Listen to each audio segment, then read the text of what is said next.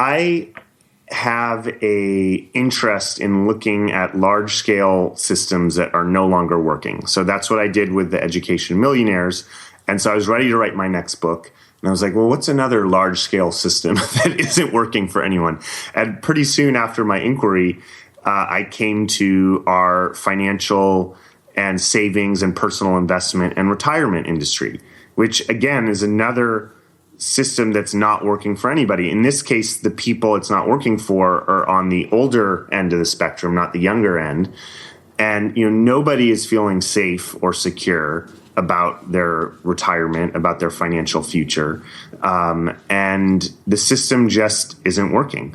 The most basic statistic around that is that the S&P 500, if you invested $10,000 in the S&P 500 index fund, which is what all the personal investment advisors recommend you do, is like these broad-based index funds, in the year 2000, right before the internet bubble, and you let that sit for 16 years, 15 or 16 years, right until now, and you let that sit, it would be worth about $14,000 or $15,000 nominally. But if you factor in inflation, you've really only gained maybe $1,000 or less over 15 years.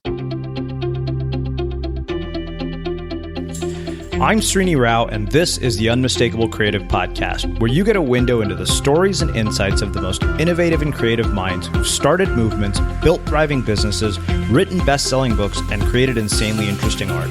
For more, check out our 500-episode archive at unmistakablecreative.com.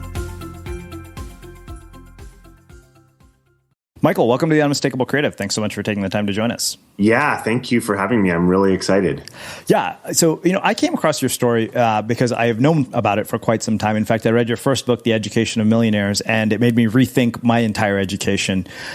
So on that note, where I want to start is by asking you what the earliest memory you have is of something from growing up, an experience or a piece of advice that you got from somebody that influenced and shaped the work that you did later on with your life.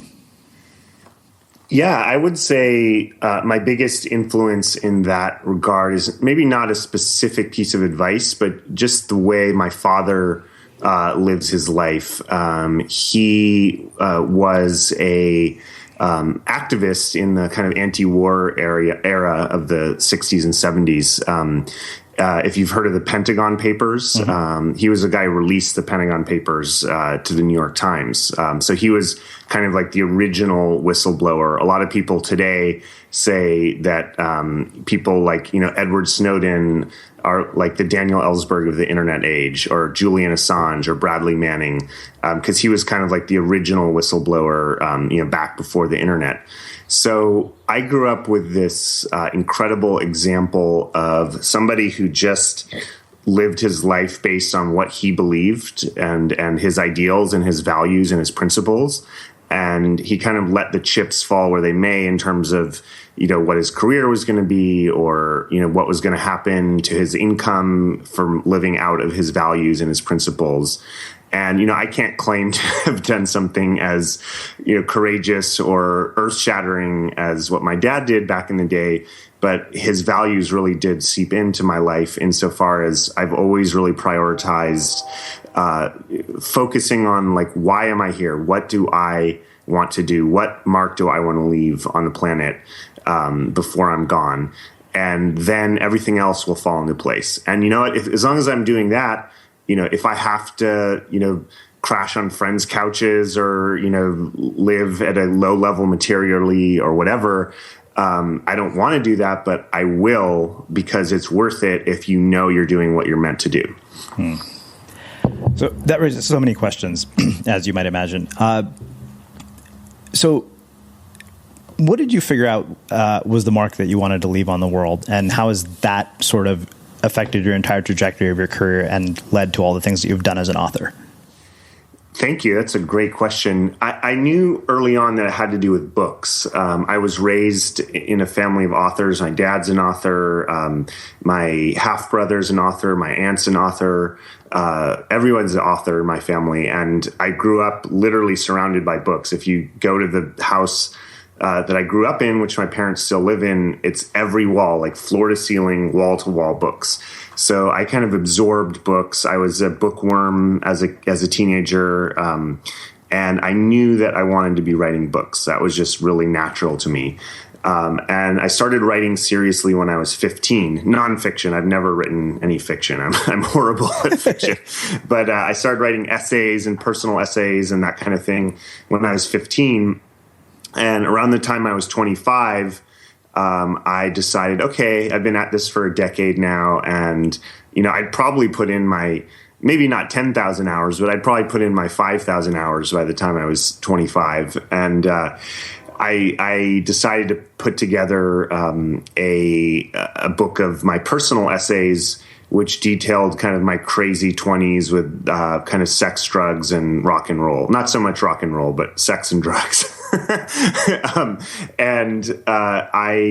The book got rejected 22 times. Some of the rejections were quite harsh, but I just kept going, and I knew that I was meant to write books.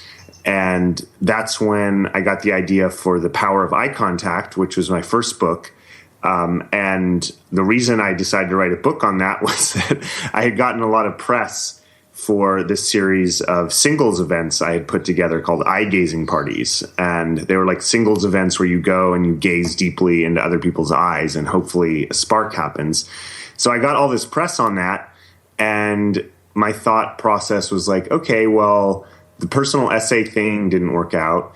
What can I write a book on? Well, the press seems to think I'm an expert on eye contact, and there's never been a book written on eye contact, so I'm going to do it. And it worked. And I wrote a book. People love it. It's a good book. But to that point of like, what's the mark you want to leave?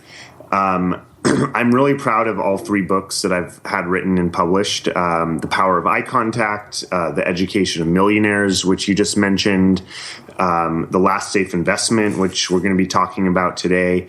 I still don't feel like I want to write one book that's like, I call it my Michael Was Here book. Like if I croaked, the day after it got published, I would know I just had written one book that was really like exactly encapsulated like why I was here and what I was meant to do and the mark I was meant to leave.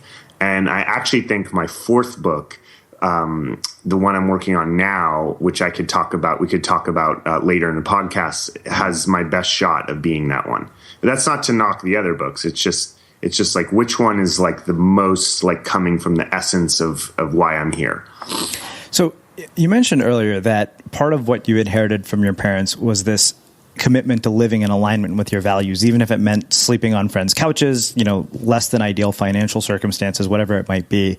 I'm really curious, having had the vantage point that you did from writing a book like The Education of Millionaires, from being exposed to the wide variety of people that you've clearly been exposed to, why you think it is so many people are willing to continue living out of alignment with their values when it comes to their work?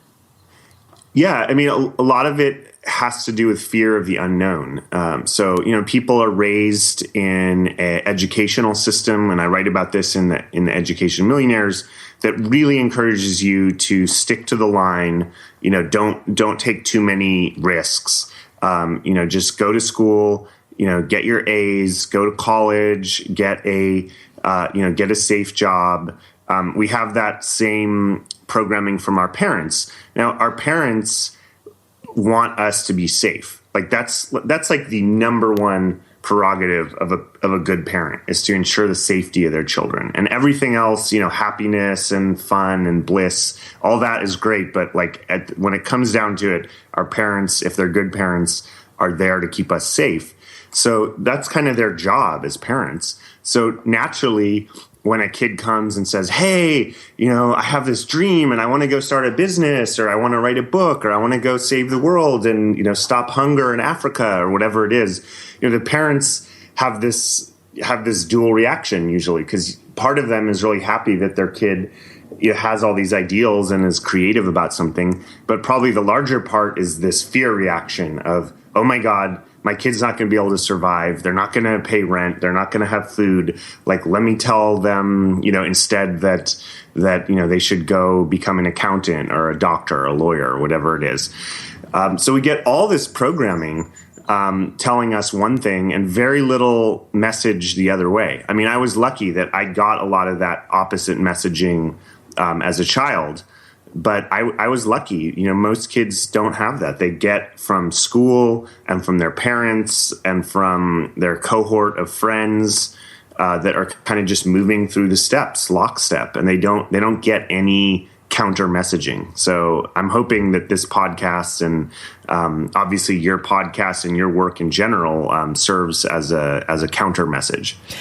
So that raises a question of two things.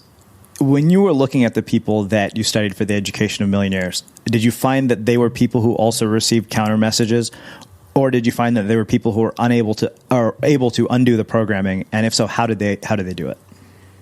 Yeah, it was mostly the latter. Very few people I've met ever received the counter messaging from their parents. I guess I was, like I said, just lucky in that regard. So the question is, well, then how do you pop out of that messaging if you don't have the fortune of having your parents support the kind of alternative, more creative route? And these people in the education of millionaires, for people who haven't read it yet, it's a book about people who either dropped out of college or didn't even go to college and became self-made millionaires or billionaires. And most of them, what I saw in common was that at some point they had a realization, a light bulb moment, and they said, basically, this sucks. Why am I doing this? Like they saw all their friends and their family kind of stuck in the rat race and, going to work at the same job that they hate and going to school and studying things that feel totally irrelevant. And at some point they just, and I can't explain why it happened to these people and not others, but they all had this moment where the light bulb went off and they said, wait a minute, this really sucks. I'd rather, this isn't really worth living for. This isn't worth anything. I'd rather take some risks and do something great. And if the worst thing happens, it doesn't work out, well, I'm already kind of like, it's already not working out because I'm not happy. So let me at least try to make it work out in a way that makes me happy. So, I think the light bulb moment is interesting, and I've asked people numerous times why we often miss the light bulb moment, but that's actually not the question I have about it, because I feel like a lot of people get the light bulb moment and they don't do anything about it. And I'm curious what you found in these people that you studied that enabled them to do something in the light bulb moment. Like, how do they mitigate the emotional challenges of doing something so risky? One of the words that came to me when I was interviewing these people was hustle. And, hustle can have a bad connotation too, like a hustler who's cheating people or not ethical. But in the good sense of it, it's somebody who really prioritizes. Another word I like is scrappy, just kind of like down and dirty duct tape, like scrapping together a solution. And all these people had an enormous amount of hustle. And it's not something that's taught in our school system. And it's questionable whether it even could be taught. I mean, I don't know how a teacher would teach hustle. But these people, they got the message. And they just realized that there's a certain joy in just taking the challenge of putting something together, even if it's not perfect, even if it doesn't end up working out. That actually is a joy in and of itself. It's more fun probably than going with your coworkers after work and having a beer or watching TV or whatever it is that most people do to numb out after their 9-to-5 jobs. These people found entertainment in just hustling, and if you start to enjoy that form of activity, it becomes like a thing in itself, and then good things flow from that. So I have to ask you about what your perspective is on our education system, given the book that you wrote, and kind of, what has been the feedback from the educational community, and what do you think is wrong with it? What do you think we need to change? Do you think it's even going to change? And should everybody go to college? So there's lots of questions. Yeah. So the first thing I want to say is if you want to have a career that requires a college education, so currently you have to have a college degree to go to medical school and become a doctor. Same thing if you want to be a lawyer or an engineer or a research scientist. So there's certain careers where you have to go to college, whether you like it or not. So clearly, if you want to do one of those careers, yes, you should go to college. Right. But that's a minority of 17 and 18-year-olds who know that they want to be doctors or lawyers. If you're in the much larger group who either doesn't really know what you want to do, or maybe you do know what you want to do and it's something very creative like starting a business or being an artist or starting some kind of social movement or activism, then to me it's very questionable whether you should go to college right away for a bunch of reasons. One, it's very expensive, and kids, the average amount of student debt that kids are graduating now is about $30,000. That's a lot of debt for a 22-year-old without an income. And I think one should think long and hard whether you want to start your working life with 30, 40, 50 or more $1,000 in debt. Especially when, if you're just figuring yourself out, you could figure yourself out doing volunteer work, which doesn't cost anything. You could figure yourself out, trying to write a novel, which might not get published, but it doesn't cost anything. You could figure yourself out starting a business. And all these things are, or just getting a job. That's actually what a lot of people in my book did, is they got a job, and by the time their friends were 22 looking for a job, these people already had 4 years of work experience under their belt and some savings. Instead of debt, they actually had savings. So there's so many options for finding yourself, exploring what you want to do other than college, that I think in general, most people who aren't really sure what they want to do with their lives, which is probably most 18-year-olds, should go and do, again, there's that word scrappy or hustle. Like they should go out and hustle and not spend, another 4 years in classrooms. Yeah. Well, I happen to agree with that completely as somebody who got an MBA and learned that business school teaches you nothing about running a business. Yeah, exactly. Well, and one other question you asked is, what was the response from the educational community? Yeah. Well, it was mostly, as you can imagine, very negative. One funny anecdote is that the president of Brown University, Vartan Gregorian, when I was at Brown, wrote a blistering attack on my book. He hadn't actually read it. It was pretty clear from his review, because he just says things about the book that if you had read it, you wouldn't. He would have known were not correct. But anyways, he wrote this attack on maybe the title of my book or something in Time magazine, which I thought was pretty interesting. I got several college presidents writing attacks, but I also got a lot of people saying, "Hey, you're right. College is a mess right now. You have the whole Bernie Sanders campaign to a large degree is being fueled by young people who feel they've gotten a totally bad rap, a bad deal. I mean, with the college debt they've accrued, and they're seeing that that they really got screwed in a lot of ways. It's just not it's not working at all. Yeah. So it's a broken system, and it needs to be reimagined from the ground up. That kind of change is going to happen. We had Adam Grant here recently, and of course, because he's a professor, I asked him. He said the biggest challenge they have right now is the incentives to change the system aren't strong enough for the people who benefit from being within it. Totally. Yeah. There's even the debt system is highly incentivized to keep it going, because what happens is you create lots and lots of liquidity for young people to have access to loans for college education. So what happens? Well, the colleges, they know that they have a captive audience with access to high levels of liquidity, so they raise their prices. And so then it's this kind of negative spiral where then the people have to borrow more, and then the colleges know that there's more money available, so they raise their prices more. And now you have the most expensive college in the nation.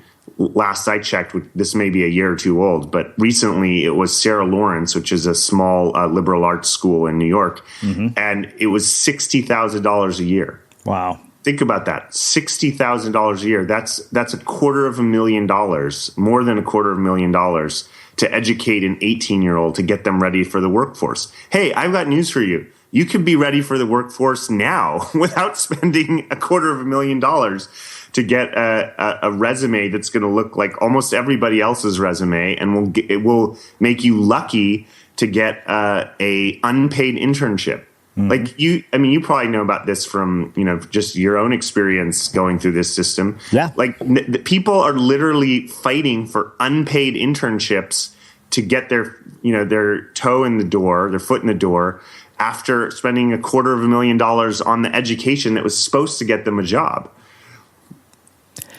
Yeah, it's unreal. I mean, I am of the belief that the entire thing is going to cave in at some point.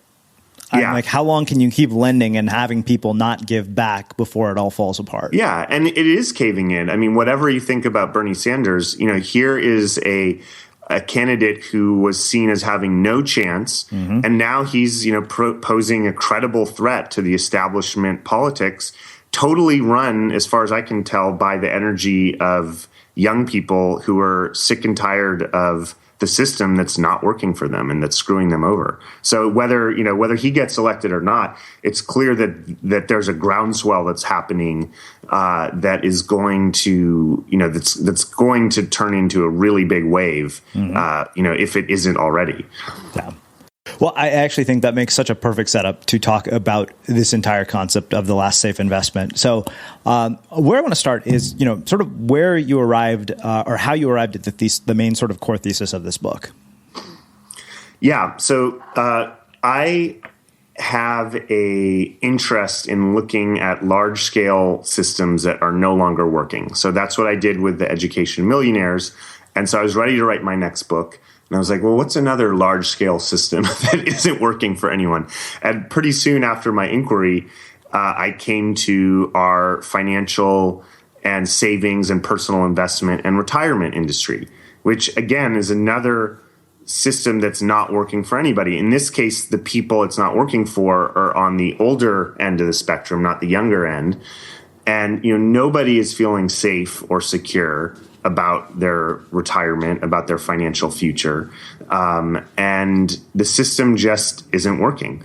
The most basic statistic around that is that the S&P 500, if you invested $10,000 in the S&P 500 index fund, which is what all the personal investment advisors recommend you do, is like these broad-based index funds, in the year 2000, right before the internet bubble, and you let that sit for 16 years, 15 or 16 years, right until now, and you let that sit, it would be worth about $14,000 or $15,000 nominally. But if you factor in inflation, you've really only gained maybe $1,000 or less over 15 years. The annualized return has been about 1.5% above inflation over 15 years.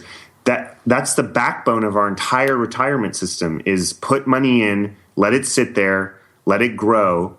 And here we have a period of time, which we're not out of yet, where 15 years, which is about a third of the average work span, the system, the returns have been, almost zero, close to zero. That's not a retirement system that people can count on at all. Maybe it worked in the 80s and the 90s, but it's not working in the 2000s or the 2010s. And so we need to completely rethink how we think about saving, investing, and making sure we have a secure future.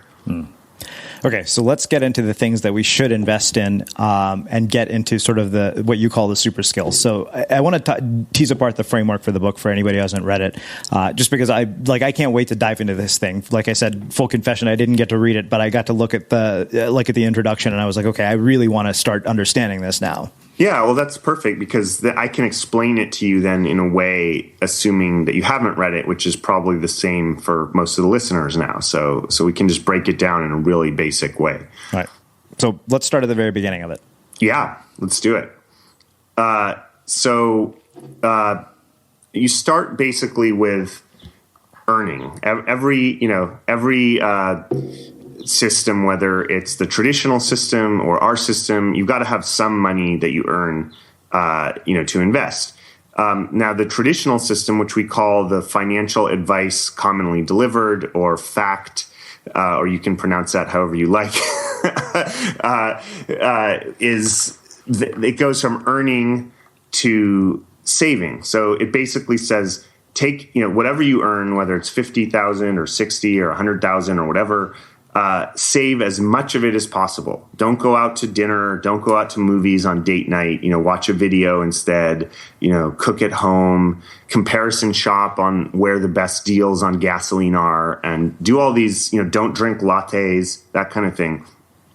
Put all the money in in your 401k in these index funds, and then watch it grow. Well, we just talked about how that works. But another reason it doesn't work, aside from the fact that the returns aren't there anymore, is that people really have a hard time saving. You're supposed to save like 10% of your income. Very few people do that. The average savings rate is more like 1 or 2 or 3% at most.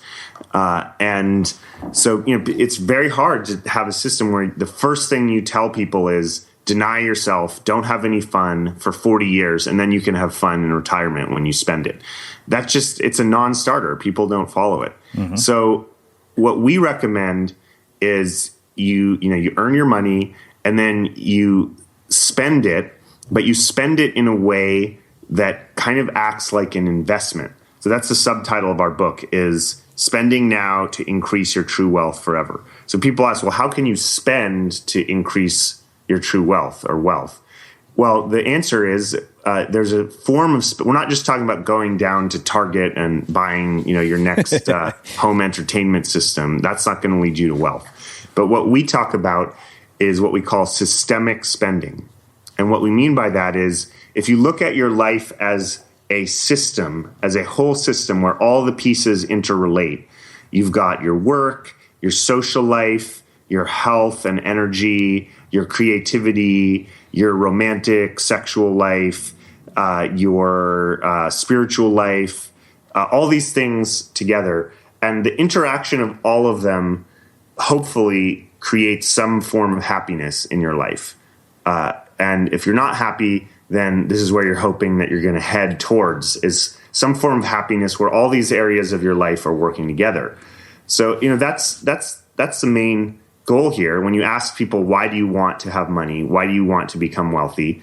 Usually, in our experience, they say some version of they want to be happy, they want to feel free, and they want to feel secure. Happiness, freedom, and security. Those are generally some version of those, the three things people look to have money.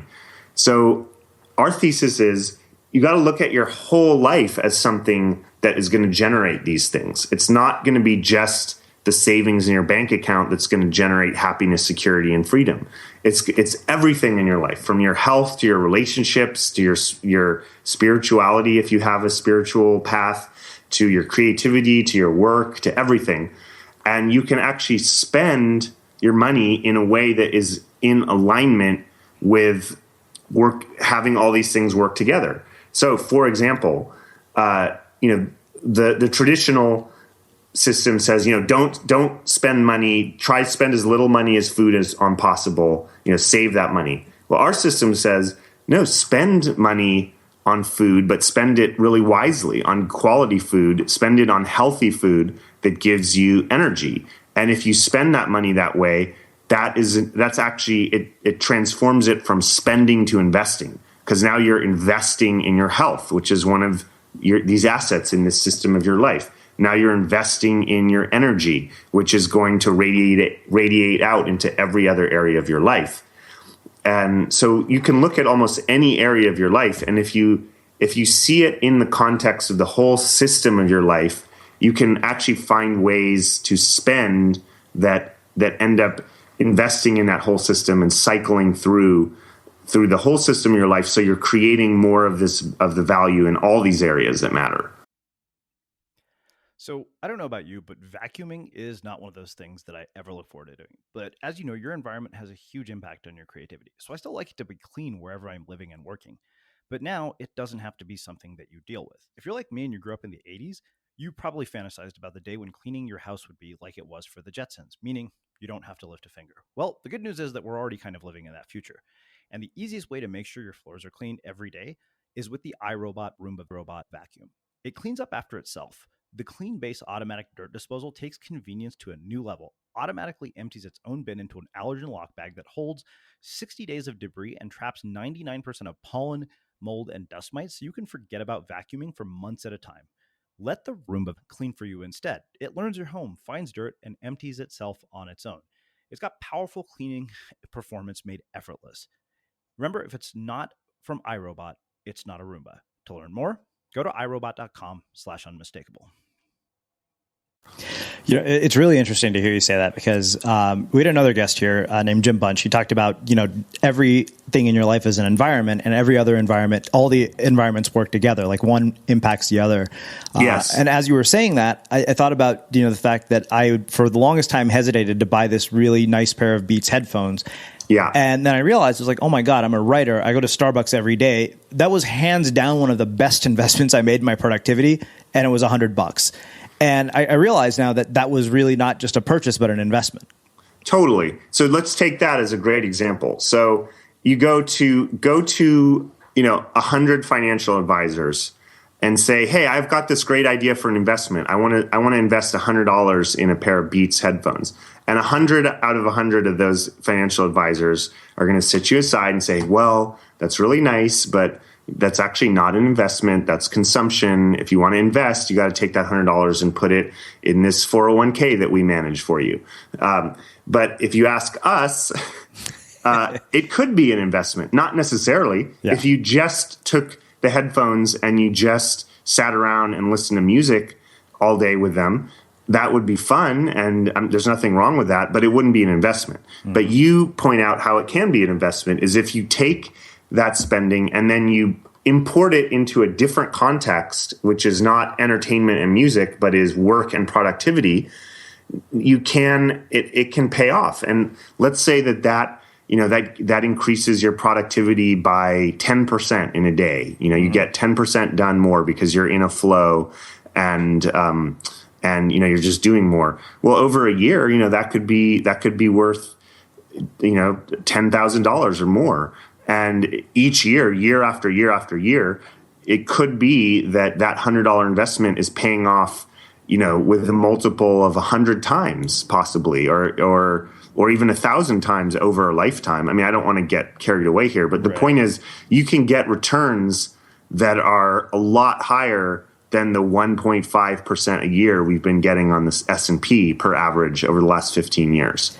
It's interesting. And the reason I brought up the 9 environments thing is it just makes me think, this guy said everything in your life is an environment. Everything you see, smell, hear, taste, or touch.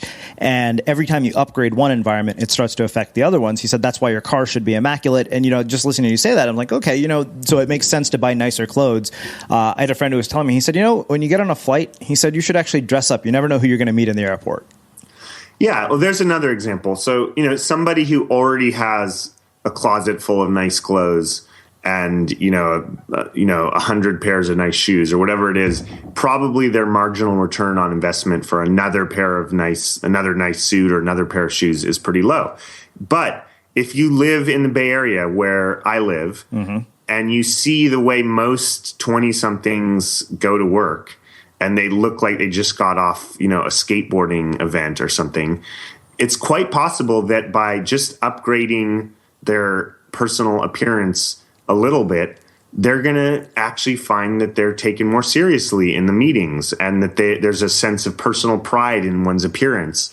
that ensues from in that case, probably the marginal return on upgrading one's wardrobe would be quite high. Mm-hmm.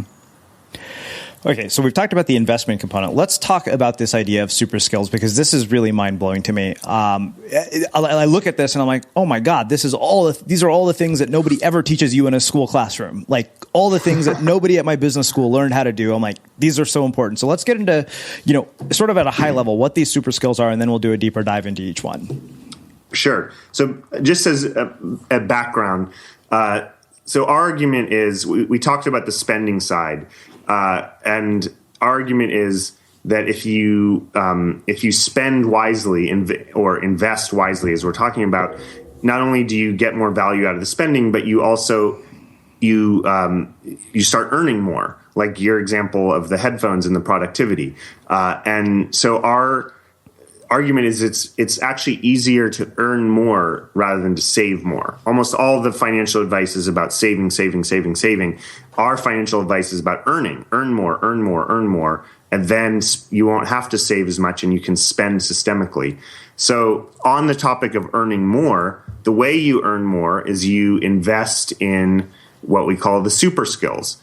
And super skills are skills that are universally valuable, that they are valuable. Almost anybody in any career, in any industry, in any kind of market, bull market, bear market, whatever, will find these skills to have a high likelihood of increasing their earning.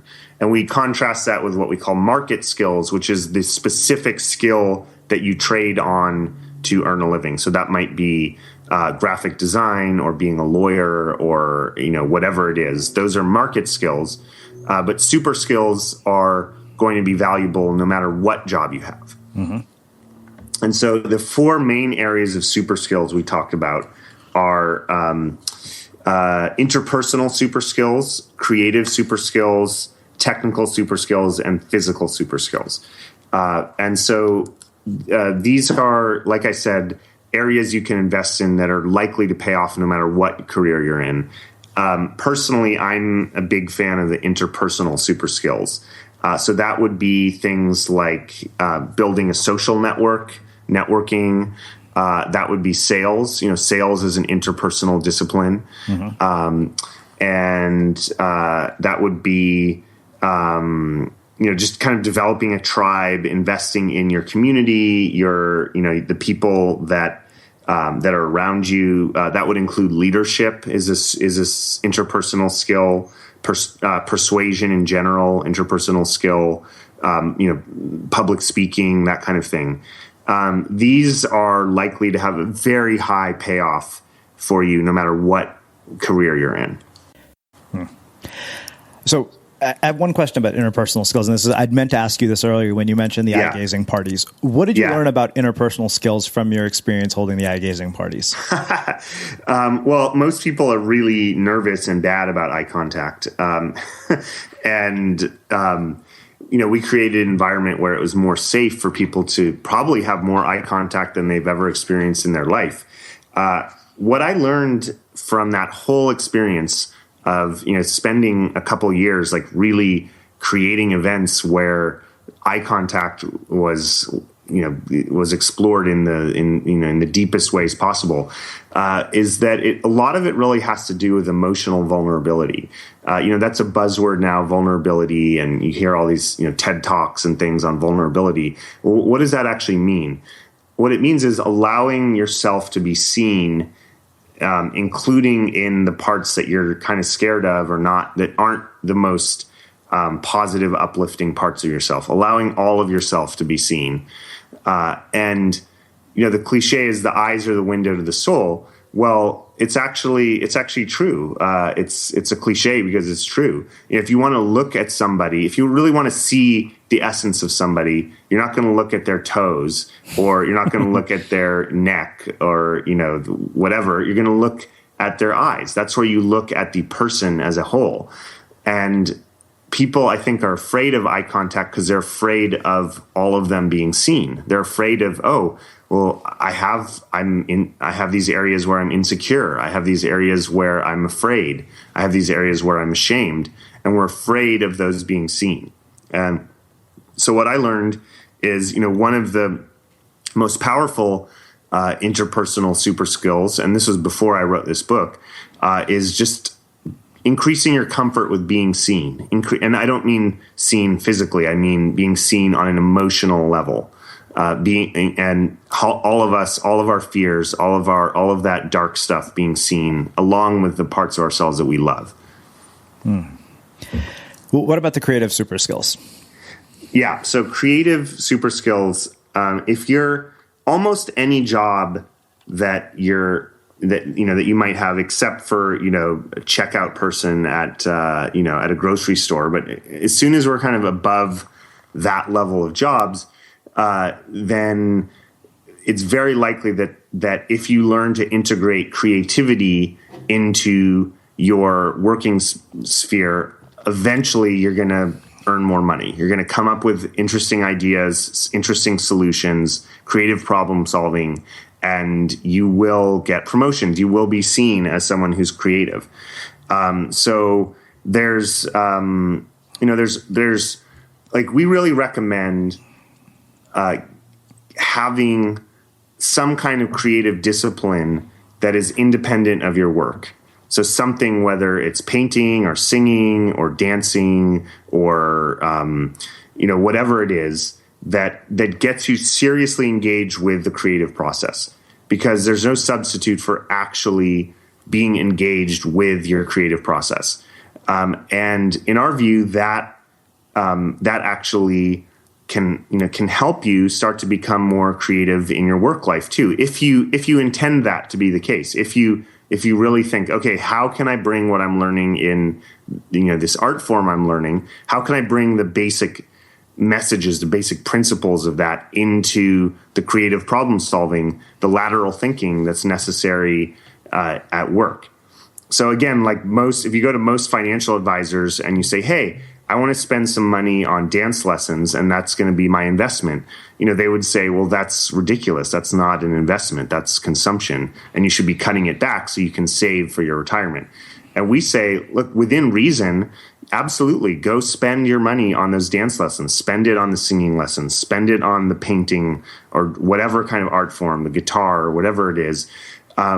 Not because you're necessarily going to pursue some fantasy of being a famous guitarist or a famous dancer, but because it's enjoyable in its own right. It's a source of value that has inherent value, but also it has value as a means to more creativity at work.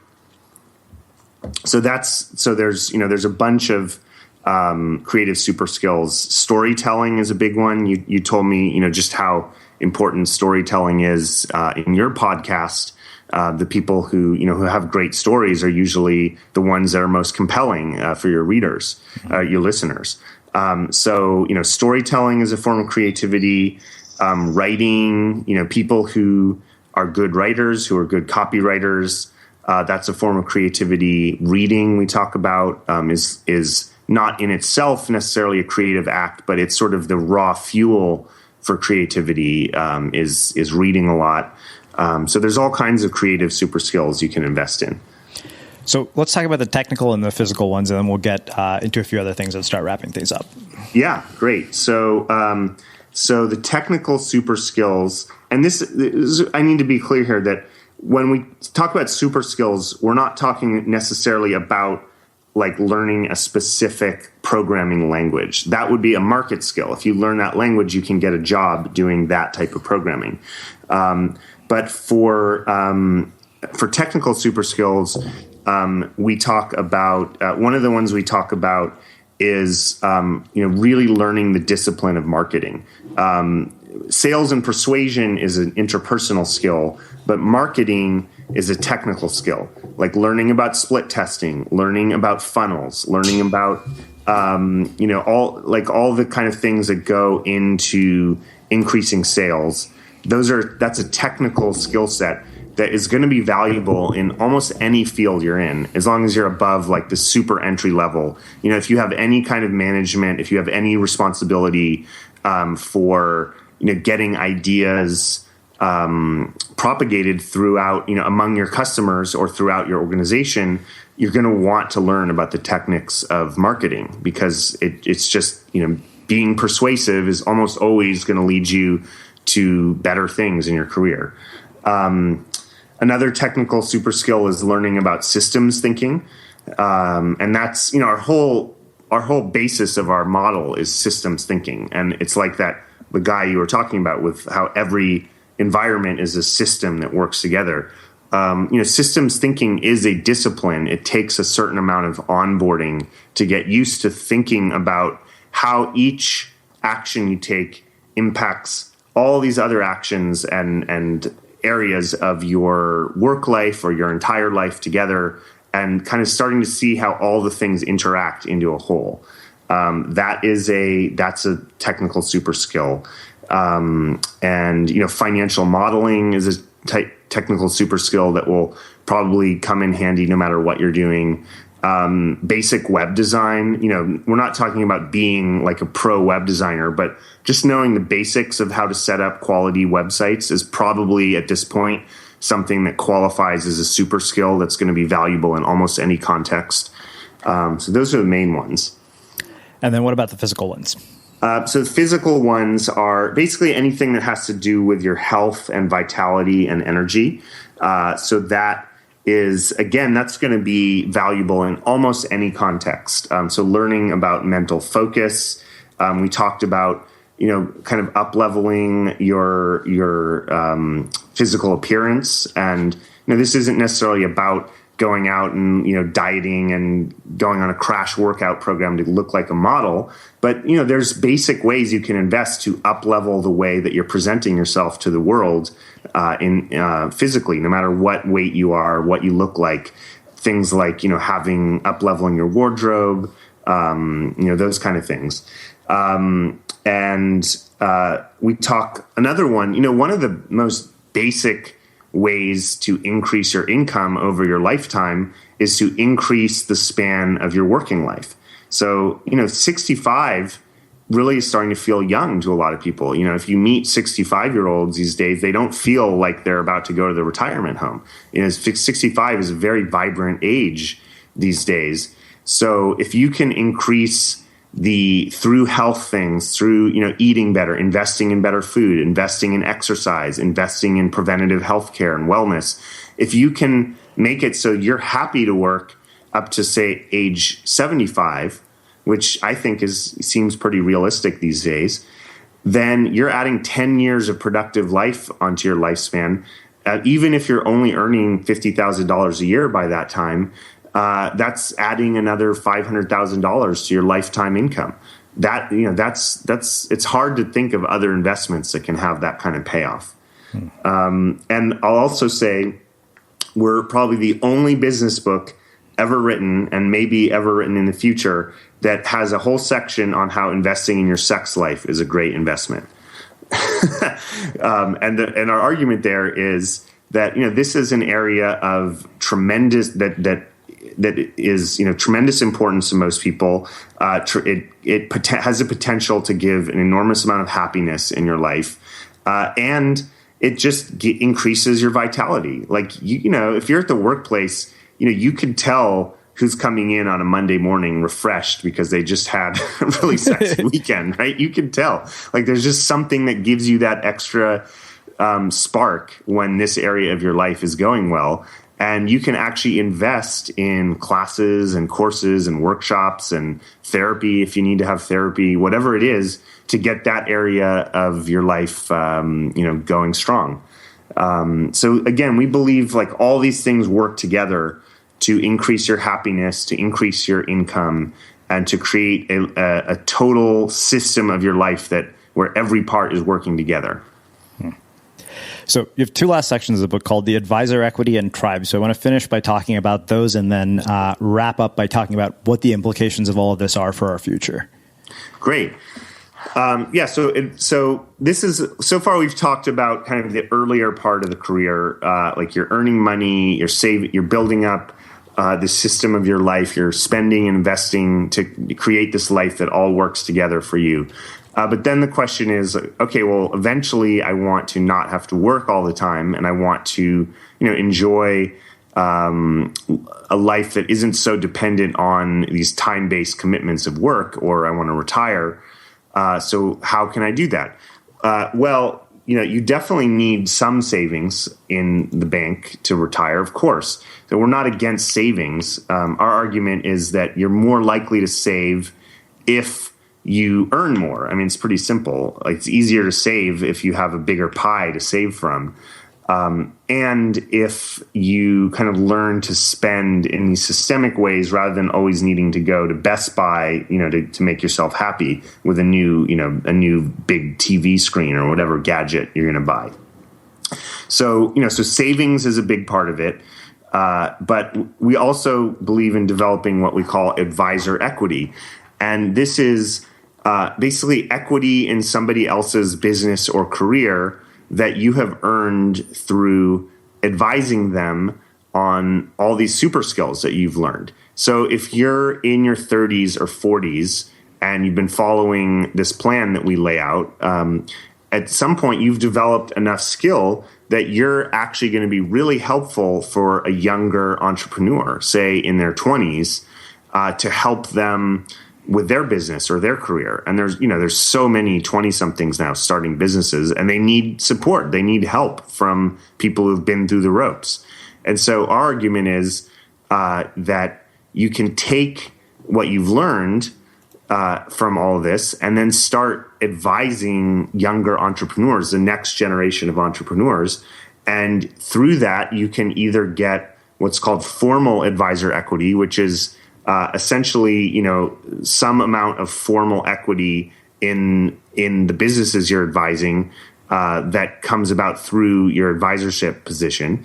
It's not uncommon to receive, 0.5% or 1% equity if you're taking on an active advisorship role, or what we call informal equity, which isn't a formalized deal, but it's more like a debt of gratitude. It's like you're investing in having a lot of people out there who are really grateful for the way you've helped them. And that's going to come back. That's going to be whenever you need a favor, or whenever you need, you need some help on your business or whatever it is, you're developing kind of a network of people that feel grateful for the help you've provided. And that gets into the other area you mentioned of tribe.